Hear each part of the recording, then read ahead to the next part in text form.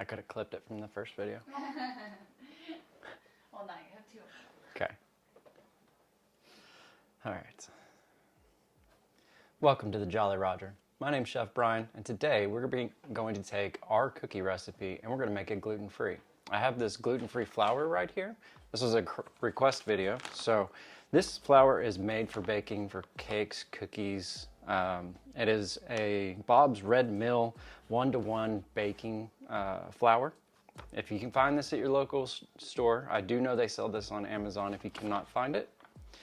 And we're going to give this a go. It's going to be the same recipe from the first video, which I will put up in the description, and the difference between the gluten-free and the regular is I'm adding more butter just so we don't have a chalky cookie at the end. So first we're going to take our brown butter, we're going to put it into our stand mixer, and again this recipe you can use a hand mixer, you can use a stand mixer, or mix it by hand, but we use what we like. And then we're going to take our sugar. This is 1 cup brown unpacked sugar. We have 2/3 of a cup of granulated sugar. And then we're going to go ahead and mix that on low until it is well combined. Is that 2? Nope, that was 1. Once that gets there, we're going to go ahead and mix our flour. This is 2.5 cups of this 1-to-1 gluten-free flour. And then we're going to mix our baking soda. I remembered, I'm not an idiot on this video, it is baking soda. It's 1 teaspoon. Put that in. And I have 1/2 teaspoon of salts. That's kosher salts. I always use most of the time. I'm going to combine that.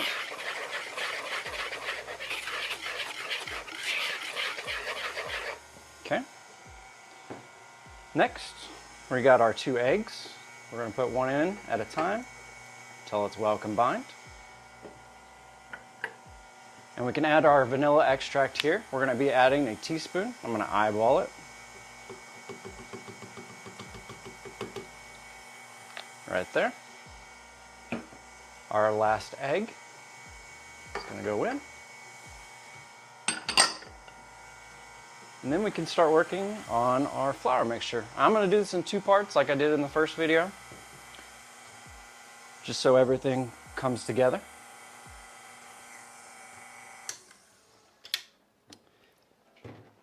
And if we need to add flour because of the extra butter, we can always do that at this stage.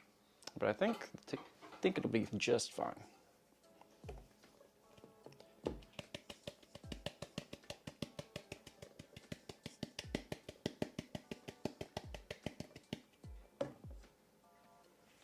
That's 1/2.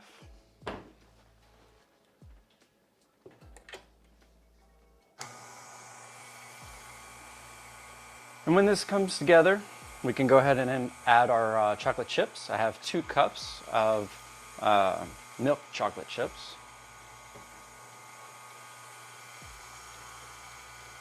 And that's it. We're gonna form them into balls. We're gonna let it rest because we had the brown butter. That butter needs to come back together, come to a solid again. And they're gonna rest in the fridge for 30 minutes. And then we can preheat our oven to 350 and we'll bake them off.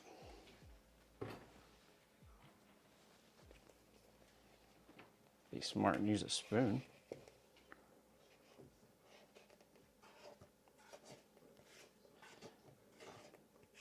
And then we'll have to scrape down the edges as well.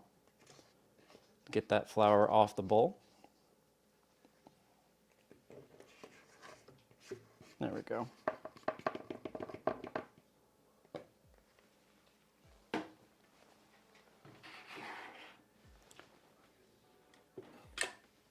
Mix on low.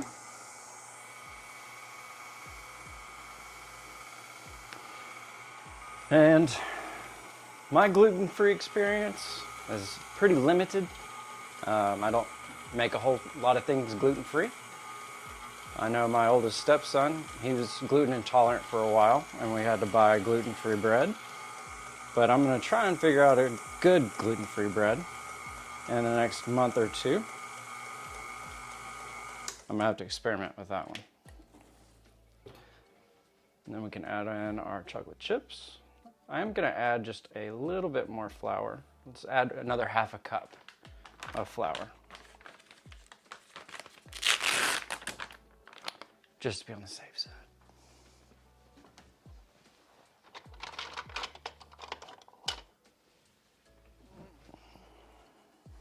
Seems a little loose. This is a 1/4 teaspoon cup. So we'll add 2. And this will make the total of 3 whole cups of flour.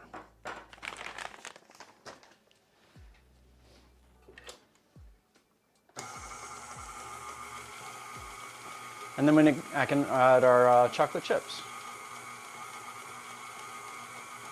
Yeah, that's looking more cookie to me. What do you think? That's better, a lot better. And our chocolate chips, mix on low.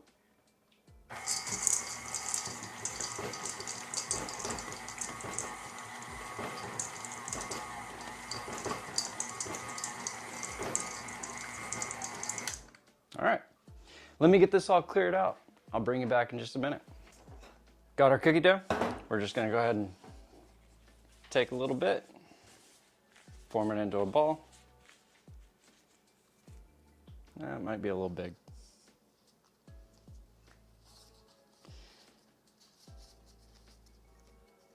I'm gonna go ahead and ball these out. About that size, about golf ball size, a little bit smaller.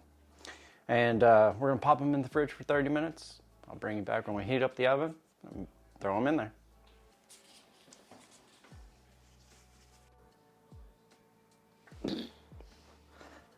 All right, our cookies have been chilled, pan's cold. Oven is heated, 350. We're gonna put them in. We're gonna check them in like 10 minutes. It's probably gonna take like 12, maybe 15. So when they get done, I'll pull you back and we'll taste them.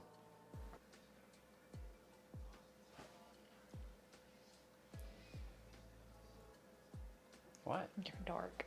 I'm not a dork. All right, our gluten-free cookies, they are done. I have them on a cooling rack for about 5 minutes when I pulled them out. It did take like 22, 23 minutes. So we're gonna taste one. My wife's gonna come in. Make sure it's not chalky. Let's see. Have at it. Mm-hmm.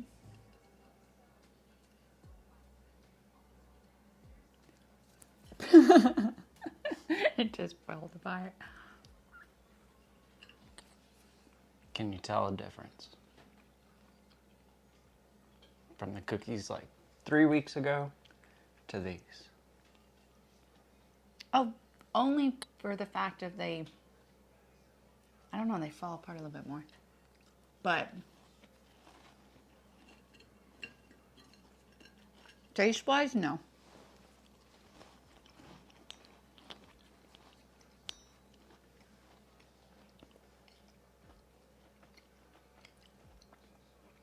I don't taste a difference. Yeah. They're a little bit more. They're a little crumblier. Crumblier. Is that a word? Yeah. We'll make it a word. They crumble a little bit. The only other thing to make it not crumble is to have more egg. Mm. But then you're Changing everything up again and yeah, exactly. I think it's I fine. think these are perfect. Mm-hmm. For a gluten-free option, these are good. They don't taste cakey or chalky. I think the extra butter that we added helped that out a lot. The flour, remember, that's the Bob's Red Mill 1-to-1 baking gluten-free flour. So I think these are a smash. So give these a try. Let me know what you think. Like, comment, share, subscribe, you know, all that YouTube stuff that people ask you to do. I guess she's gonna have the rest of that one. That's okay, I got 7 more. So, we'll see you next week. Take care. Bye.